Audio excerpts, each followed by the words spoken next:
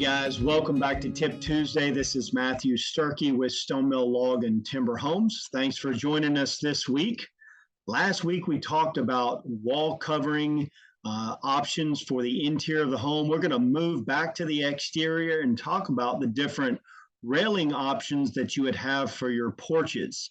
What are those options and when do you need railing material? Well, when you're 30 inches or less off of finished grade from the top of your porch deck to the top of finished grade, you are not required to have railing material by code unless you just want railing material for aesthetic reasons.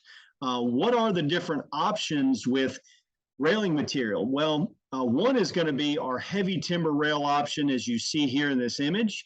It's a 4x6 hand hewn or smooth plane rail. We can actually just hew the three sides and then leave the top smooth with a 3x3 hand hewn spindle and a bottom 4x6 rail.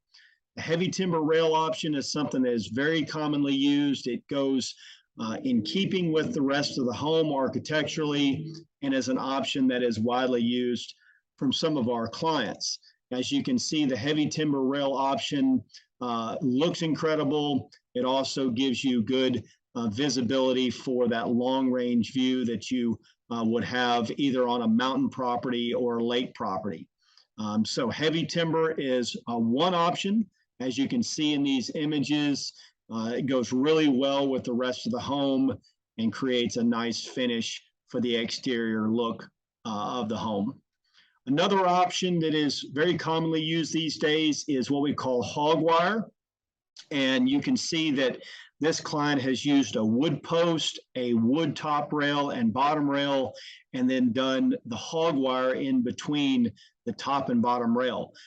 Clients will use this with longer range views, mountain views, lake views, where they're trying to increase the amount of visibility through the railing material from the view on the inside of the home. So this option is widely used with these longer range views and properties that have these longer range views.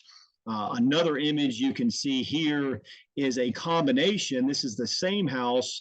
They used a wood rail top and bottom. They did Hogwire on the bottom side, and then for fall protection from this hot tub, they did cable railing, which is also another option that you can use for the railing material down below.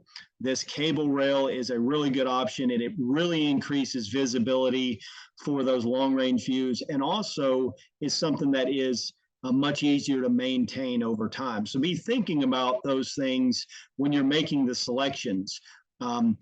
What kind of view do you have?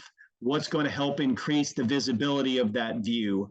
What is going to be maintenance friendly over a longer period of time? And what kind of exposure do you have? Railing material will take a lot of abuse from weather and sunlight and water. So be thinking about the long-term, maintenance impacts of your selections. So that's another option. Cable railing, Hogwire. Like we said, when you're 30 inches or less off finished grade, you're not required to have railing. And so this is an option that shows no railing selection made in this project. Another one is just a typical, what we call pressure treated or PT SPF, which is a spruce pine fir. That is a smooth finish and it's painted. So this will be a good look, a little more finished look, especially if you're doing something like a timber frame home. You're going to use more rough sawn in, resawn in, smooth plane finishes to match the remainder of the home. And that's something that's painted so that it creates a little bit more maintenance friendliness long term. And then if you want to do a wood option, but you want to mix up the dimensions of it and the shape of it, a lot of our clients, because we do the flat log profile, and most of our logs or all of our logs in our timbers are all rectangular and square. If you want to mix up the railing with a round profile, a round rail and a round spindle, that's another option that some clients will do from time to time to architecturally mix it up.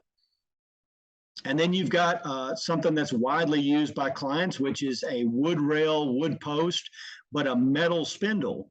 This helps to increase visibility for that long range view, and also is something that will be maintenance friendly over time.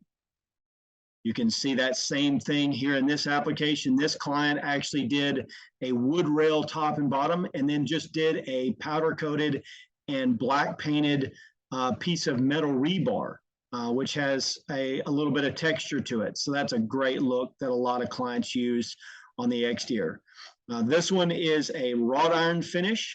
There was actually some detail, if you can see me scroll in. There's a wood top rail, and then they did a wrought iron with some really nice detail to it. So this is a really incredible look that goes in keeping with the remainder of the architecture of this house.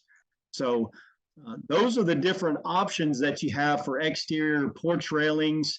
There are other options that are available. Figure out what best suits your property, the view that you have, what's going to encourage that view that you have the most, and then what's going to be the best long-term for maintenance and maintenance friendliness. So hopefully this has been helpful today. Join us as we talk next week about interior railing options for your loft area, for your stairs, for overlook areas. Until then, stay safe and healthy and take care. And we look forward to seeing you here for Tip Tuesday next week. Take care.